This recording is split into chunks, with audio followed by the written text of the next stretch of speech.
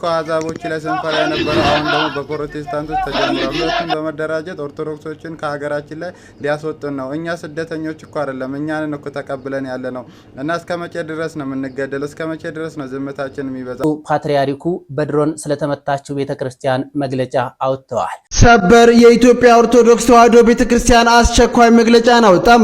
ይህ በእንዲህ እንዳለ በደቡብ ያለችው ቤተክርስቲያን አሁንም እየፈረሰች ትገኛለች። ምኖቿም እየተገደሉባት ይገኛሉ። ስለሱም እንመለከታለን። በጣም ነው የተሰማኝ። በሀዲያና ስልጣ ሀገረ ስብከት በደቡብ ክልል በምሻ ወረዳ በደቡብ ዋስገበታ ጃና የምትባል ቦታ ላይ ተአምረኛ ቅድስት ሥላሴ ሁላችሁም ታውቁታላችሁ። ሚዲያ ላይ ያንን ቤተክርስቲያን የማያውቀው ማንም የለም እና ከብዙ ውጣ ውረድ በኋላ ነው ቤተክርስቲያኑ የቆመው። መሬት የራሳችን ነው፣ ከግለሰብ መሬት ተገዝቶ ነው ቤተክርስቲያኑ የቆመው። እነሱን ምንም የሚነካው ነገር የለም። ይሄንን ቤተክርስቲያን አይሰራ ይፈረስ እያሉ ያሉ ፕሮቴስታንት እምነት ተከታዮች ናቸው። በእንዲህ እንዳለ አህዛቦች የኢትዮጵያ ኦርቶዶክስ ተዋሕዶ ቤተክርስቲያንን ታሪክና መጽሐፍ ቅዱሳዊ እውነታዋን ለማጥፋት ለምሳሌ ከወንጌል አማኞች ጋር በሁሉ ነገር አንስማማም፣ አንዳንድ ሀሳብ ላይ እንከራከራለን እና ኦርቶዶክስ ቤተክርስቲያን ከሌሎች ቤተ እምነቶች ቀደምት ነች። ኦርቶዶክስ መጀመሪያ መጣች፣ ካላንደር ሰራች፣ ቀን አቆጣጠር፣ ወራት አቆጣጠር፣ የሳምንታት አቆጣጠር አስደናቂ የሆነ 30 ቀን መድባ ከዛ የተረፈውን አምስቱን አንድ ላይ ጳጉሜ 13 ወር ያላት ሀገር ተባለች። መስከረም፣ ጥቅምት፣ ኅዳር ለምን ተባለ? እያንዳንዱ ምክንያት አለው፣ የተቀደሰ ምክንያት። ኦርቶዶክስ ቤተክርስቲያን ወንጌል ይዛ ባታቆይ ለምሳሌ ያህል ወንጌላውያን አይፈጠሩም ነበር ወይ ደግሞ ይቀጭጭ ነበረ እንትናቸው። ምንም ቢሆን ወንጌል ጠብቃ አቆይታለች። የምናከብራቸው በዓላትን ጠቅላላ ሰርታለች። በአፍሪካ ብቸኛ የራሷ የሆነ ፊደል ያላት ሀገር ነች ኢትዮጵያ። ይሄ ቀላል አይደለም። ይኸውልህ ክብር የሌለው ትውልድ ነው እሺ ክብር የሚነሳ። እኔ እንደውም ልንገርህ ለፊደሏ ሐውልት አሰራለሁኝ ታለ። ምክንያቱም በአፍሪካ ብቸኛ ፊደል ያላት ሀገር ነች። 18 ሀገሮች ናቸው የራሳቸው ሌተር ያላቸው። ከዛ መሀል ኢትዮጵያ አንዷ ነች። ገና መንዝረን የማንጨርሰው ነገር አለ። የተሰራ ሀገር የሰጡን ታላላቅ አባቶች አሉ። ስለዚህ የፈለገ እምነት ውስጥ ብንሆን ቀድማ ሀገር ሰርታ ያስረከበችንን ማክበር አለብን። የአህመዲን ጀበልና የአስቴር በዳኔ ጥምረት ሁለቱም በሀገራዊ ምክክሩ ላይ ተሳታፊ ናቸው። አህመዲን ጀበል የኦርቶዶክስ ተዋሕዶ ቤተክርስቲያን መጤናት ሲል ታሪክ አኮላሽቷል። አስቴር በዳኔ ደግሞ ሁንም ታሪክ እየተበቀላቸው ነው፣ የዋጋቸውንም እያገኙ ነው ስትል የበቀል ንግግርና ግጭት ቀስቃሽ የሆነ ንግግሯን ተናግራለች። የአስቴር በዳኔና ኦርቶዶክሳዊ ጥላቻን እንዲሁም ደግሞ የአንድ ብሔርን ጥላቻ መሰረት ያደረገ ንግግር ህግ አንጻር እንመዝነዋለን። ጠበቃና ህግ አማካሪ አያሌው ቢታኔ ነኝ። ቪዲዮውን እስከ መጨረሻ ከሳታዩ እንዳትዳኙኝ አደራላለሁኝ። ስለዚህ አስቴር በዳኔ እንግዲህ በዚህ በአርት ውስጥ ወይም በኪነ ጥበብ ውስጥ የምናውቃት እህታችን፣ ከቅርብ ጊዜ ወዲህ ደግሞ ሃይማኖት ተኮር በሆኑ ነገሮች ላይ በተግባር እያየናት እየተገለጠች የመጣች እህታችን። ሰላም ሁላችሁም በያላችሁበት ሀገርና ሰዓት አቆጣጠር ሰላም ብያለሁ። እንደምን አላችሁ? እንኳን ለገናናው መልአክ ለቅዱስ ገብርኤል ዓመታዊ ክብረ በዓል እንዲሁም ለዕለተ ሰንበት አደረሳችሁ አደረሰን። ሁላችሁንም በያላችሁበት ሰላም ብያለሁ። ይህ ቪዲዮ ከደረሳችሁ ቪዲዮውን ለበርካቶች እንዲደርስ ላይክ፣ ሰብስክራይብ፣ ሼር ማድረጋችሁን እንዳዘነጉ። ቀጥታ ወደ ቪዲዮቹ እንሄዳለን። ትንቢቱ ሲፈጸም ዘመኑ ሲያበቃ ከቀናት ሳትዘገይ ሳይጎድል ደቂቃ ወደ ድንግል መጥተህ ደስታን አበሰርክ። የአምላክን ሰው መሆን ለዓለሙ ሰበክ። ወደ ድንግል መጥተህ ደስታን አበሰርክ። የአምላክን ሰው መሆን ለዓለሙ ሰበክ። ገብርኤል መልአከ ራማ ቅዱስ ገብርኤል መጋቢ ሐዲስ አብሳሪ ትብስኢት ገናናው መልአክ ሩህሩህ መልአክ ፈጣኑ ከሳት የሚያወጣው እንኳን አደረሳችሁ። ወንድማችን ዲያቆን ፈለገ አትናቴዎስ ቅዱስ ገብርኤል ስላደረገለት ድንቅ ታምር እንዲህ ይነገረናል። አብረን እንከታተል። ቅዱስ ገብርኤል ያደረገልኝን ታምር ልንገራችሁ። የዛሬ 6 ዓመት በፊት 2012 ሐምሌ 19 ከጓደኞቼ ከወንድሞቼ ጋር ወደ ዘብር ቅዱስ ገብርኤል ለመሳለም ሄደን ነበረ። በህይወቴ እንደዚህ አይነት ነገር ያጋጥመኛል ብዬ አስቤ አላቅም። ዘብር ቅዱስ ገብርኤል ከአዲስ አበባ ወደ 300 ኪሎ ሜትር ርቀት የሚገኝ ቦታ ነው። እጅግ በጣም ታሪካዊ የሆነ ቦታ ነው። ተወዳጆች እመጓ የሚለውን መጽሐፍ ብዙዎቻችሁ ካነበባችሁት የኔታ አክሊሉ የሚባሉ አባት ጉባኤ ዘርግተው ተማሪዎችን ያስተምሩበት የነበረበትን ቦታም ጭምር ነው ዘብር ገብርኤል። እና እዚህ ቦታ ሄደን ትልቅ በረከት አግኝተን የልባችን ቋጠሮ የቤታችን ጎዶሎ ለአምላካችን ለእግዚአብሔር ነግረን መልአኩ ቅዱስ ገብርኤል ከፈጣሪው ከክርስቶስ እንዲያማልደን ለምነን ወደ አዲስ አበባ ጉዟችን ከጀመረን በኋላ እጅግ በጣም ያልጠበቅነው ነገር ይፈጠራል። ምናልባት ወደዛ አካባቢ ሄዳችሁ የምታውቁ ሰዎች የፒሳው መንገድ ብቻ ሳይሆን አስፓልቱም ጭምር ማለትም ከጉዶ በረት ጀምሮ እስከ ጣርማ በር ድረስ እጅግ በጣም ጠመዝማዛና ገደላማ የሆነ መንገድ ነው። እዚህ ጋር ነው እንግዲህ የእግዚአብሔርን ቸርነት የመልአኩ የቅዱስ ገብርኤልን አማላጅነት የምትመለከቱት። በዚህ መሃል የኔ ተወዳጆች እኔ እጅግ በጣም የተጨነኩበት አንድ ደግሞ ሌላ ጉዳይ ነበረ። ያ ደግሞ ምንድነው? በኪሴ ምንም አይነት ሳንቲም አልነበረኝም። እጅግ በጣም ከባድ ጉዳት ደርሶብኛል። ከጭንቅላቴ እጅግ በጣም ብዙ ደም እየፈሰሰ ነው። ያልተቋረጠ ደም ይፈሳል እና በዚህ ሁኔታ ላይ ያለው እጅግ በጣም ድንጋጤ ላይ ስለነበርኩኝ ያው ቤተክርስቲያን አካባቢ ተጠግቼ አንድ ቀን አደርኩኝ። በበነጋታው ወደ አዲስ አበባ መመለስ ግዴታዬ ነበረ። ማለት እዛ ቦታ ላይ ከቆየው የምበላው የለኝም፣ የምጠጣው የለኝም፣ ስንቅ የለኝም፣ አካባቢውን አላውቀውም። ስለዚህ እዛ ቦታ ላይ መቆየት ስለሌለብኝ የግድ በእግሬ ከደብረ ሲና ወደ ጣርማ በር ሄድኩኝ። ይሄ እጅግ በጣም በህይወቴ የማረሰው አጋጣሚ ነው። ከደብረ ሲና ወደ ጣርማ በር የኔ ተወዳጆች በእግሬ ነው ሄድኩት። ጣርማ በር ከደረሳችሁ በኋላ ወደ አዲስ አበባና ወደ ደብረ ብርሃን የሚጭኑ መኪኖችን ታገኛላችሁ። ብዙ ጊዜ ቅጥቅጥ መኪኖች ይኖራሉ እና የዛን ታይም ትንሽ መሸት እያለ ስለነበረ የነበረው መኪና ቅጥቅጥ መኪና ነው። በኪሴ ምንም ሳንቲም የለኝም፣ ምንም አይነት ሳንቲም ነው የምላችሁ። ስለዚህ በቃ ደብረ ብርሃን ከደረስኩ በኋላ የለኝም እላለሁ ብዬ ዝም ብዬ ተዳፈሬ መኪና ውስጥ ገባሁ። በዚህ አጋጣሚ አንድ ሳራሳም ነገራችሁ ነገር ሁልጊዜ ወደ ገብርኤል ስንሄድ አንድ የምናደርገው ነገር ነበረ። ጸበልተኛ ለሆኑ እዛ ቦታ ለሚቆዩ ልጆቻቸው ወይም ደግሞ የትዳር አጋራቸው ከቤተሰቦቻቸው መካከል አንዱ ለታመመባቸው ሰዎች ፌስታል ከሹፌር እንቀበልና ስለ ቅዱስ ገብርኤል እያለምንን እናሰባስብ ነበር። መልካም ስራ ለክፉ ቀን ስንቅ ነው የሚባለው የእውነት ነው የኔ ተወዳጆች። እና እዛ መኪና ውስጥ ከገባው በኋላ ሰውነቴ እንዳለ በደም ተጠለቅልቋል። ለነገራችሁ አልችልም። በውስጥ የነበረውን ድንጋጤ ሚነካኝ ሰው ሁሉ በነካኝ ቅጽበት እጅግ በጣም ነበረ ምደነግጠው። ሁለንተኔ ትክክል አልነበረም። እናም ከጣርማ በር ወደ ደብረ ብርሃን የሚወስደን መኪናው ጉዞውን ይጀምራል። በዚህ መሃል አንድ የማላቀው ሰው መልኩንም በእርግጠኝነት እርግጠኛው ላስታውስ የማልችለው ሰው ግን ብድግ አለ። እናም ከሹፌሩ ፌስታል ተቀበለና እንዲህ አለ፣ ወንድማችን የመኪና አደጋ ደርሶበታል። እንደምታዩት በላዩ ላይ ደም እየፈሰሰ ነው እና በሰላም አዲስ አበባ ገብቶ ከቤተሰቦቹ ጋር እንዲገናኝ ሁላችንም የምንችለውን ያክል እናዋጣለት ብሎ ፌስታል ይዞ ሁሉም ጋር መዞር ጀመረ። እንደዛን ቀን በህይወት ያን ብቻ አላቅም የኔ ተወዳጆች።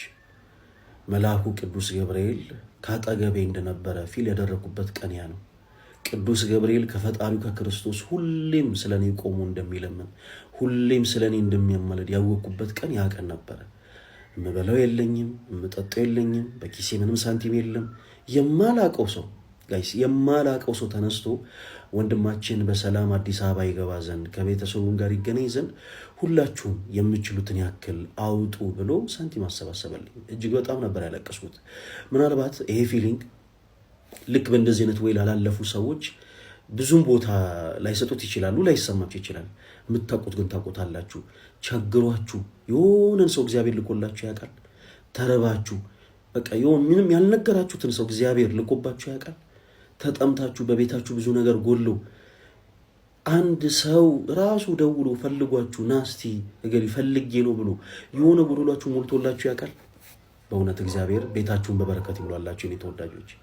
እና እጅግ በጣም ነበር ያለቀስኩት።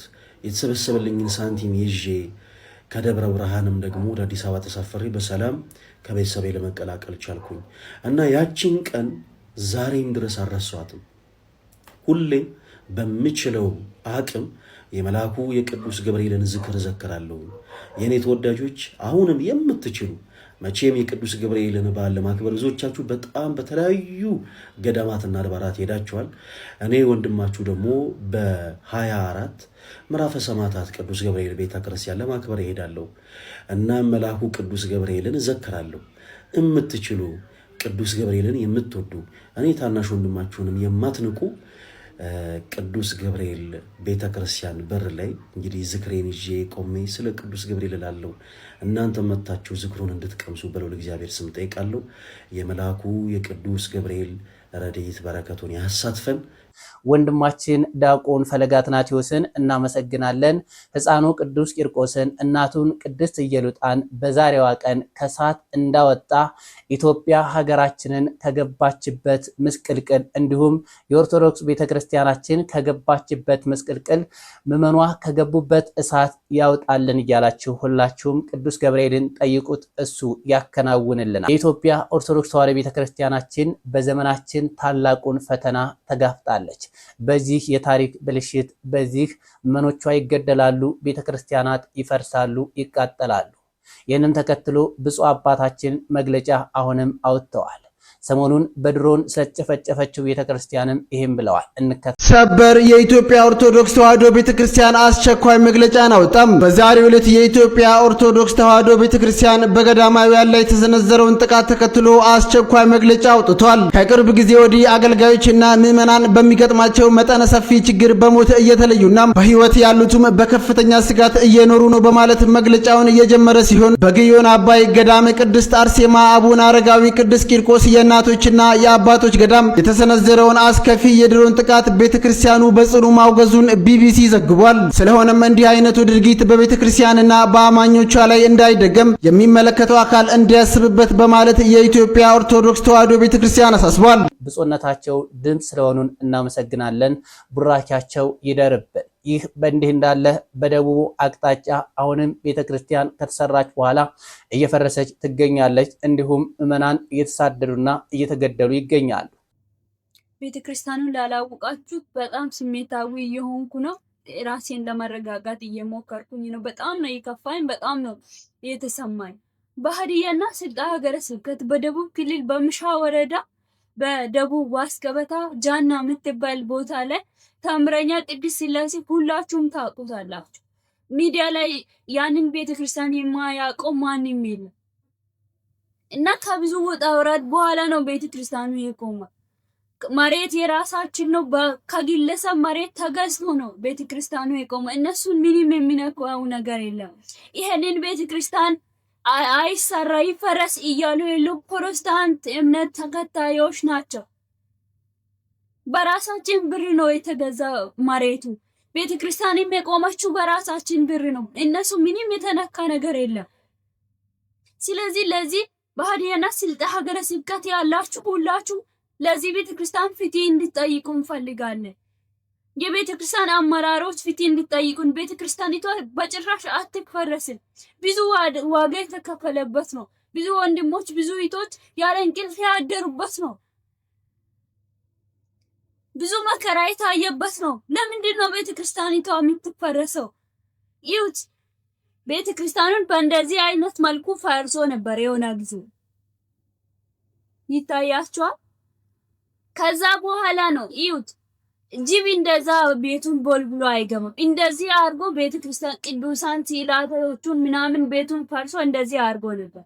ከዛ በኋላስ ቤተክርስቲያኑ እንዲሰራ ተደርጎ መንፈሳዊ ጉባኤ ተዘጋጅቶ ብዙ ነገር ተሰርቶ ከእንደገና ይሄንን ቦታ አረ በጣም ነው የሚያሳዝኑት። ማርያምን እዛ ላይ ያሉት አባቶች እዛ ላይ ያሉት እናቶች መሬት ላይ ነው የተንከባለሉ።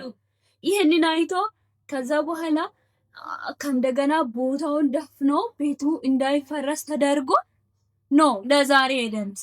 አሁን ደግሞ ቤተክርስቲያኒቱ ይፈረስ አይኑር እያሉ ነው። ሁላችሁም ፍትህ ጠይቁ።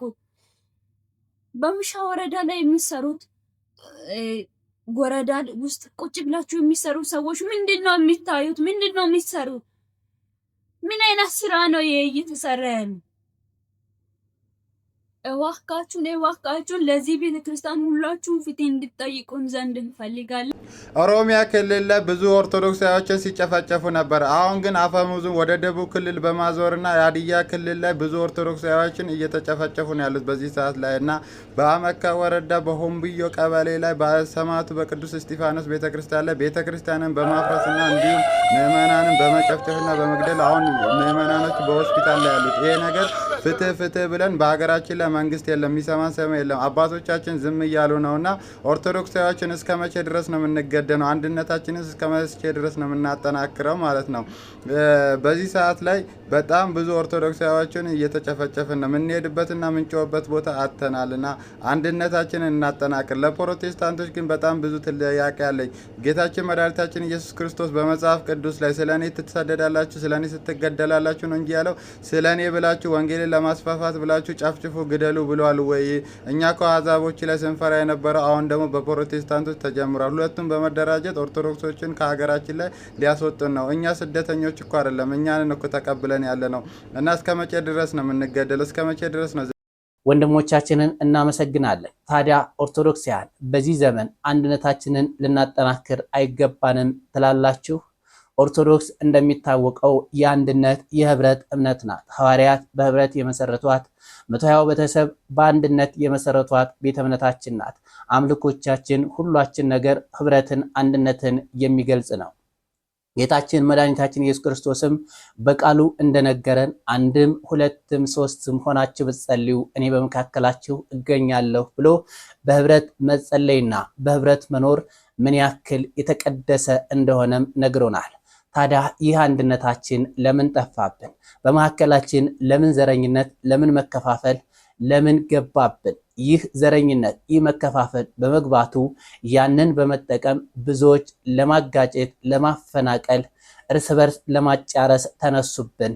ክርስቲያኖች አሁንም አንድ ሆነን ታሪካችንን የሰራነውን ታሪካችንን እንዲሁም መጽሐፍ ቅዱሳችን ላይ ያለውን እውነታ ማረጋገጥ አለብን። ሌላኛዋ አስቴር በዳኔ የምትባለዋ ናት። የኢትዮጵያ ኦርቶዶክስ ተዋሕዶ ቤተክርስቲያንን ለመበቀል ያልሄደችበት መንገድ የለም። ከዚህ በፊት ጤነኛ እንደሆነች ይነገር ነበር። ስለ ኢትዮጵያ ኦርቶዶክስ ተዋሕዶ ቤተክርስቲያንን ብዙ ትናገር ነበር። ለሷ ቤተ እምነት መቆርቆር ኦርቶዶክስ ተዋሕዶ ቤተክርስቲያን ብዙ ውለታ እንደዋለች፣ ለፊደሏ ሐውልት አቆማለሁ ስትል የነበረች ሴት እንደሆነች ይታወቃል። ስለዚህ አስቴር በዳኔ እንግዲህ በዚህ በአርት ውስጥ ወይም በኪነ ጥበብ ውስጥ የምናውቃት እህታችን፣ ከቅርብ ጊዜ ወዲህ ደግሞ ሃይማኖት ተኮር በሆኑ ነገሮች ላይ በተግባር እያየናት እየተገለጠች የመጣች እህታችን ነች። እቺን እህታችን የዛሬ 3 ዓመት ነው ያደረኩት ይህንን ንግግር ባትል ኖሮ ቪዲዮ ኤአይ ነው ብዬ ዝምል ነበር። ምክንያቱም በፌስቡክ ገጿ ላይ የዛሬ 3 ዓመት ባደረኩት ንግግር ወይም በሰጠሁት ኢንተርቪው ላይ እንዲህ አይነት ነገር መጣብኝ ብላ በገለጸችው መሰረት፣ ስለዚህ ይህ ቪዲዮ የእሷ መሆኑን ስላረጋገጠች ይህን ሀሳብ አስተያየት ለመስጠት መጥቻለሁ ማለት ነው። በዚህ አስተያየቷ ላይ የሚገርመው ምን ብላለች? አንድ ብሔርና አንድ ሃይማኖት የሀገር ባለቤት ነኝ ብሎ ተቀምጧል። ቶለሬት የማያደርግ ትውልድ ተነስቶ እየተበቀላቸው ነው ብላለች። ምን ማለት ነው ታችን? ስለዚህ ኦርቶዶክሳውያን ሞት ወይም የሰሜኑ ክልል ሞት፣ ጉዳት መድረስ፣ መታረዝ፣ መሰደድ የበቀል እርምጃ አካል ነው እያልሽ ነው ያለሽው። ስለዚህ ይህንን የበቀል እርምጃ የሚወስደውን አካል በጥንቃቄ ታውቂያለሽ ማለት ነው አይደለም? ስለዚህ አንቺም የዚህ አካል የበቀል እርምጃውን ወሳጅ ነው የሚባለውን አካል ጋር እጅሽ እንዳለ በሰጠሽው ቃል አምነሻል ማለት ነው። በሐሰተኛ መረጃና የጥላቻ ንግግር አዋጅ እንዲሁም ደግሞ በኮምፒውተር አዋጁ እንዳንቺ አይነት ነውረኛ የሆኑ ግለሰቦች የሚያስጠይቅ የሕግ ማዕቀፍ አለን። ይሄንን ግን የሚመለከተውና ሊጠይቀት የሚገባው በአደባባይ የተነገረ ንግግር ስለሆነ ፖሊስ እጅ ወዴት ነው? አቃቤ ሕግስ እንዲህ አይነት ጉዳዮችን ህዝብን ከህዝብ የሚያባላ አንዱን ሃይማኖት ከሌላው ሃይማኖት ጋር ግጭት የሚፈጥሩ አካላትን በተመለከተ ተገቢውን ምርመራ አድርገ ለፍትህ ማቅረብ ኃላፊነት አለብህ ማለት ነው። ስለዚህ አቤቱታ ሊቀርብልህ አይገባም። ተበድያለሁ የሚል አካል ሊቀርብ አይገባም። ምክንያቱም ህዝባዊ በደል፣ ህዝባዊ ቃል የተፈጸመ ስለሆነ ማለት ነው። ስለዚህ እህታችን በዚህ ንግግርሽ ተሳስቻለሁም አይደለም በይፋ ወጥተሽ ይቅርታ ልትጠይቅ የሚገባበት ነው። እውነት ለመታወቅ ብለሽ ማድረግሽ ከሆነ አብረን የምናየው ይሆናል። ስለዚህ እንዲህ አይነት ነውረኛ የሆኑ ሰዎች ወደፊት እንዳይመጡ ተመልሰውም ደግሞ ጥፋት እንዳይፈጽሙ አስተማሪ እንዲሆን ዘንድ ሁላችሁም ከታች ኮመንት ሊንክ ላይ ጥፋተኛና በደለኛ በዚህ ድርጊቷ በይፋ ይቅርታ መጠየቅ እንዳለባት ኮመንት ላይ እየጻፋችሁ እንዲሁም ደግሞ የሚመለከተው አካል ፖሊስ፣ አቃቤ ሕግ ተገቢውን እርምጃ ወስዶ ፍትህ እንዲያሰፍን ጥያቄ እንድታቀርቡ መልእክቴን አስተላልፋለሁ። ለብዙዎች እንዲደርስ ኮፒ ሊንክ፣ ሼር፣ ፖስት ማድረግን አትርሱ። አመሰግናለሁ።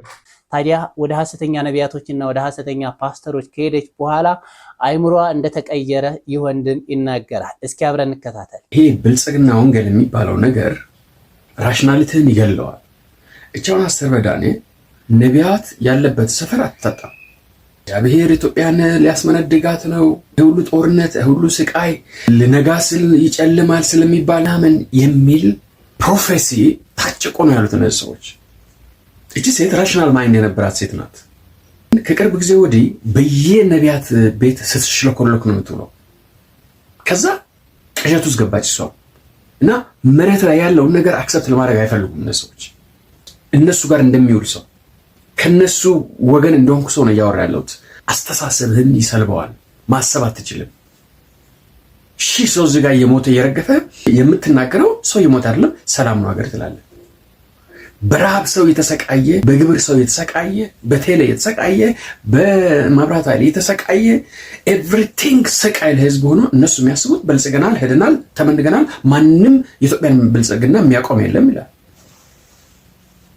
እቺ ሴትን ከዛ አንግል ብቻ ልታይ የሚገባ ምክንያቱም የምትውልበትን ቦታ ላይ ፐርሰናሊ ስለማውቀው ነው። ጃፒ ጋር ነው የምትውለው፣ ጂፒኤስ ጋር ነው የምትውለው፣ ኤቭሪዌር እንደዛ ነው የምትውለው። ጌስዋት አብዛኛው ሚኒስትሮች እንደዛ ነው የሚውሉት። አያሳዝንም? ነቢይ ፍለጋ እንደዚህ የሚጦዝ ሚኒስትር አለ፣ አገር ሙሉ እንደሚያሸብር ነቢይ ፍለጋ ማለት ነው።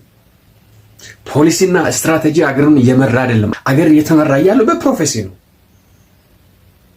ይሄ እኮ ቀልድ አይደለም እኮ እያወራን ያለ ነገር። ይሄ እኮ በአካል የምንናገር በስም ልንጠቅሳቸው የምንችላቸው ሚኒስትሮች አሉ፣ በነቢያት ስር መጠመጡ የሚውሉ እና እኔ ፖለቲከኛ ብል ችግር የለብኝም። ፓስተር አሁን አማራና ኦርቶዶክስን አታክ ማድረግ በአሁኑ ሰዓት ይጠቅማል የሚል ድምዳሜ ላይ ደርሳለች። ይሄ ድምዳሜ ከየት እንደሚመጣ አውቀዋለሁ። ፖለቲካሊ እኔም ኮንሽስ ነኝ። ፓስት ሂስትሪ የራሱ ችግር አለበት። ነገር ግን በአሁኑ ሰዓት መፍትሄ ይሆናል ወይ? ቻችንን እናመሰግናለን። ሀገር እንድትቀጥል ከተፈለገ እውነታውን መሻርና ታሪክን ማጉደፍ ምን አስፈለገ? ሌላኛው የኢትዮጵያ ኦርቶዶክስ ተዋሕዶ ቤተክርስቲያን ታሪኳን ለማኮላሸትና መጽሐፍ ቅዱሳዊ እውነታዋን ለመርገጥ የሄደው ደግሞ አህመዲን ጀበል የተባለው ሰውዬ ነው። የኢትዮጵያ ኦርቶዶክስ ተዋሕዶ ቤተክርስቲያን መጤናት ይለናል። የመጣችው ደግሞ በ330 ዓመተ ምህረት ነው ይለናል። የብሉይ ኪዳኗን አስተዋጽኦ እርግፍ አድርጎ ጉምድ አድርጎ ትቶታል።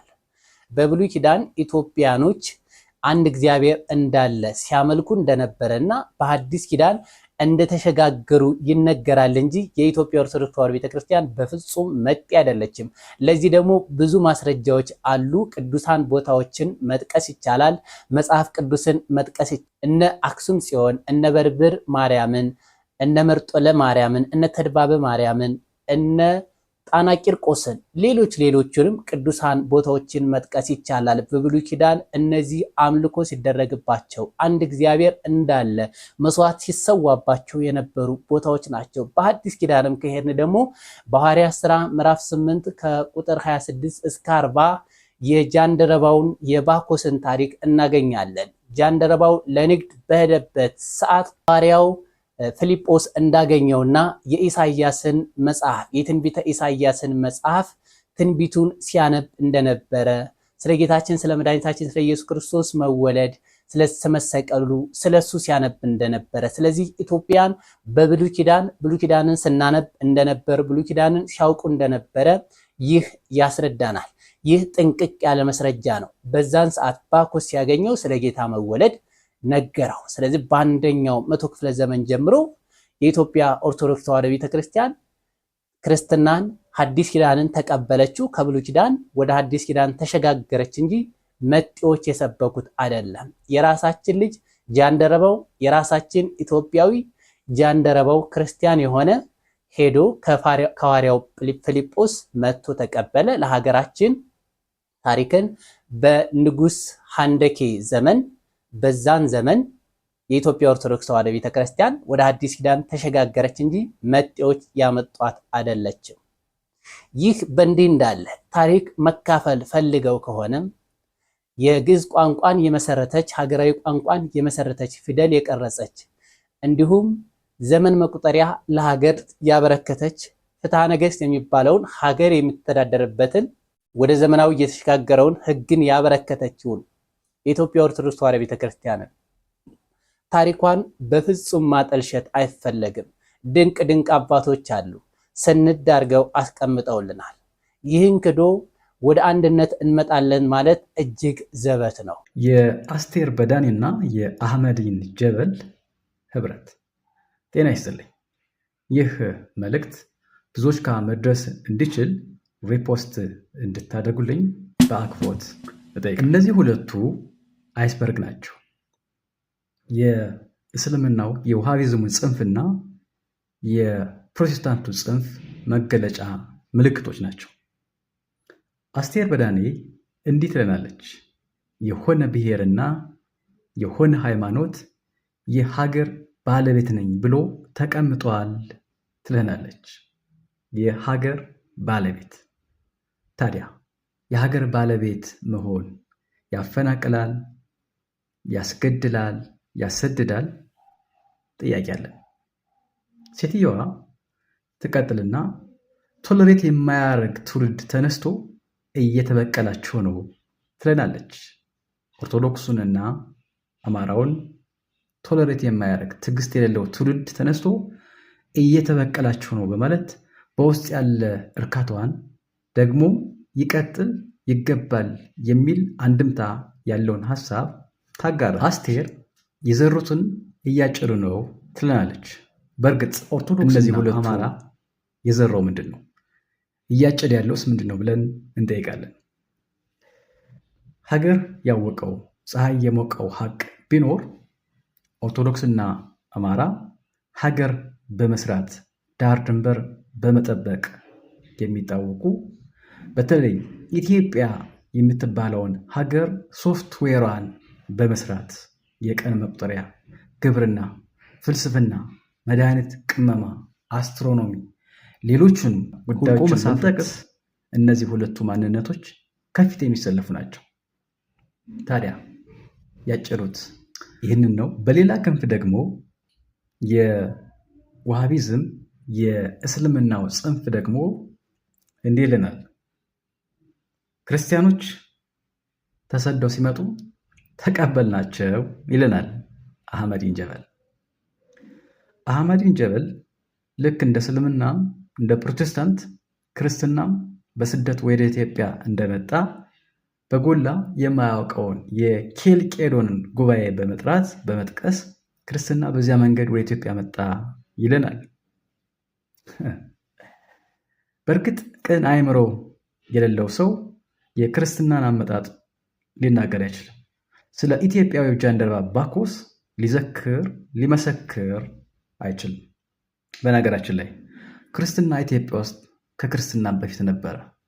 ማለቴ አምልኮተ እግዚአብሔር በኦሪትም በሐዲስም ክርስትናን አምልኮተ እግዚአብሔርን በመፈጸም የምትታወቅ ድንቅ ሀገር ናት። ታዲያ የእነዚህ ሰዎች ህልም ወይም ቅዠት ምንድን ነው የሚል ሀሳብ እናንሳ። ጽንፍ የረገጡት የፕሮቴስታንቱም የሆኑ ጽንፍ የረገጡት የእስልምና በተለይ ደግሞ በውሃቢዝም የሚገለጹት ወገኖች ምኞታቸው አዲሲቱን ኢትዮጵያ መመስረት ነው። በእነሱ ህልምና ቅዠት መሰረት አዲሲቱ ኢትዮጵያ ከኦርቶዶክስና ከአማራው የተፋታች ወይንም ደግሞ በእነሱ አገላለጽ ነፃ የወጣች ኢትዮጵያን መፍጠር መመስረት ነው። ይህ ግን ህልም ነው የሚሆነው። ይህ ግን ቅዠት ነው ሊሆን የሚችል። ኦርቶዶክስ ሀገር ናት። ኦርቶዶክስ ተቋም ናት። ሀቅ ነው። የዚችን ሀገር ውሳጣዊ ኑባሬ ሶፍትዌሯን ገንብታ ያስረከበች ይቺ ሀገር ነች። ዛሬ ስለ ነፃነት ስናወራ፣ ዛሬ ስለ ስልጣኔ ስናወራ፣ ዛሬ ስለ ዘመን መቁጠሪያ ስናወራ የኢትዮጵያ ኦርቶዶክስ ተዋሕዶ ቤተክርስቲያን የዚህ ነገር ሁሉ ባለቤት መሆኗን የሚካዳል። አስቴር በዳኔና አህመዲን ጀበል የሆነ ብሔርና የሆነ ሃይማኖት የሀገር ባለቤት ነኝ ብሎ ተቀምጧል ይላሉ። በእርግጥ ይህ ሀቅ ነው። ከኦርቶዶክሱና ከአማራው በላይ የሀገር ባለቤት ተብሎ ሊጠራ የሚችል ማን አለ? ይህንን ሊያስረዱን ይገባል። ይህንን ሊሞግቱን በእርግጥ ይገባል። እስልምና ያልነበረባት ኢትዮጵያ ነበረች። ፕሮቴስታንት ያልነበረባት ኢትዮጵያ ነበረች። ክርስትና ወይም አምልኮተ እግዚአብሔር ያልነበረባት ኢትዮጵያ ግን አልነበረችም። ባለቤት መባሉ ይኸው ነው። እንዲህ ያለውን ሀቅ ልንሽረው ልንክደው አንችልም። ሁለቱን በአንድ ያቆማቸው ሀገራቸው ላይ ኢትዮጵያ ላይ ክርስትና ላይ ያላቸው ጥላቻ ያላቸው ተቃሮ ነው። ከዚህ ያለፈ ግን ስር ያለው ነገር ይዘው የሚከራከሩ የሚናገሩ አይደለም። በእርግጥ ኢትዮጵያን ያለ ክርስትና ኢትዮጵያን ያለ አማራ ሊገነቧት እንዴት? ወንድሞቻችንን እናመሰግናለን። ቃለ ሕይወት ያሰማለን። ውድ ኦርቶዶክሳውያን እስከ ሰዓት ድረስ አብራችሁ ስለቆያችሁ አመሰግናለሁ። በቀጣይ ቪዲዮ እስከምንገናኝ ድረስ ሰላም ቆዩ።